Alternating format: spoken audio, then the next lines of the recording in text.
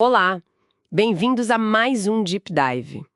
Hoje a gente vai mergulhar fundo numa ideia assim fundamental da biologia celular, a teoria endossimbiótica. Oi. É um tema fascinante mesmo. Como será que as nossas células, as eucarióticas, ganharam organelas tão importantes como mitocôndrias e cloroplastos? Pois é. A nossa base para essa conversa é uma questão específica, a número 23, de uma prova recente, a PSS, para professor de Biologia de São Paulo, de 2025. Ela foca justamente nisso. Ótima escolha de fonte. Então a missão aqui é entender a origem dessas duas organelas. A mitocôndria, que é nossa usina de energia, Isso. e o cloroplasto, que faz a fotossíntese nas plantas e algas. A chave é a proposta da Lynn Margulis, lá em 1967. Uma ideia bem revolucionária para a época, né? Com certeza. Ela disse que essas organelas não surgiram do nada dentro da célula. Elas eram organismos independentes, bactérias de vida livre. Bactérias que foram engolidas por outra célula. Exatamente. Incorporadas por uma célula hospedeira maior, sabe? E aí começou uma relação de simbiose. A figura lá da questão até ilustra esse processo inicial. Simbiose. E a fonte fala em mutualismo, né? Quer dizer, uma relação boa para os dois lados. Não foi tipo uma predação que deu errado, precisa. Foi uma parceria mesmo. Pensa só. A célula hospedeira, que talvez nem usasse oxigênio direito, ganhou uma super capacidade ao incorporar bactérias que sabiam fazer respiração aeróbica. Ah, as futuras mitocôndrias. Isso, de repente, muito mais energia disponível. E num outro evento parecido, uma célula englobou cianobactérias, aquelas que fazem fotossíntese. E viraram os cloroplastos. Exato. Essa eficiência energética extra e a capacidade de usar luz solar foram, assim, cruciais para a evolução de toda a vida complexa que a gente vê. Plantas, animais, tudo. Nossa, é uma ideia poderosa mesmo. Mas como a gente sabe disso?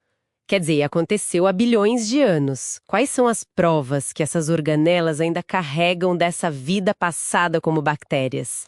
A fonte detalha isso bem, né? Sim, e as evidências são incríveis, quase como se fossem fósseis vivos dentro das nossas células. Primeiro, o DNA. O DNA delas? Tanto mitocôndrias quanto cloroplastos têm o próprio DNA. E ele é pequeno, circular, sem aquelas proteínas histonas, bem o tipo de DNA que a gente encontra em bactérias. Totalmente diferente do DNA linear do nosso núcleo. Faz sentido. Que mais? Elas também têm ribossomos próprios, para fabricar algumas das suas proteínas. E esses ribossomos são do tipo 70S. Ah, o tipo 70S? S, que é o de bactéria. Os da célula hospedeira, no citoplasma, são 80S, né? Outra assinatura bacteriana clara, justamente. E não para por aí. Elas se reproduzem lá dentro da célula, sabe? Sozinhas, por um processo igualzinho à fissão binária das bactérias. Se dividem independentemente da célula como um todo. Isso. E tem a questão da dupla membrana. Ambas são envoltas por duas membranas. A interna parece muito com a membrana de uma bactéria.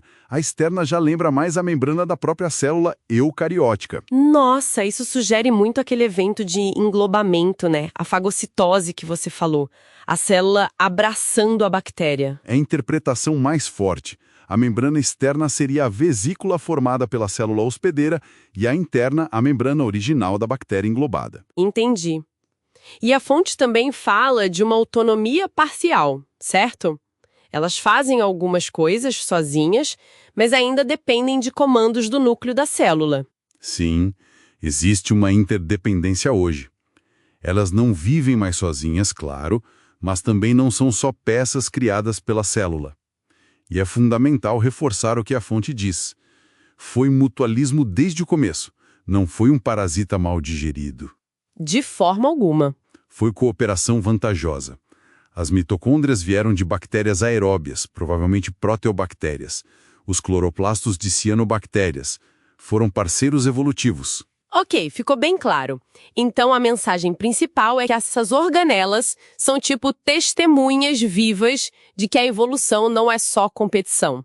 A cooperação profunda também cria novidade e complexidade. Essa é, talvez, a grande lição da teoria da Margulis, e um ponto que a fonte ajuda a gente a fixar. ela mostrou que a simbiose, essa união de vidas diferentes, é um motor poderosíssimo para a inovação biológica.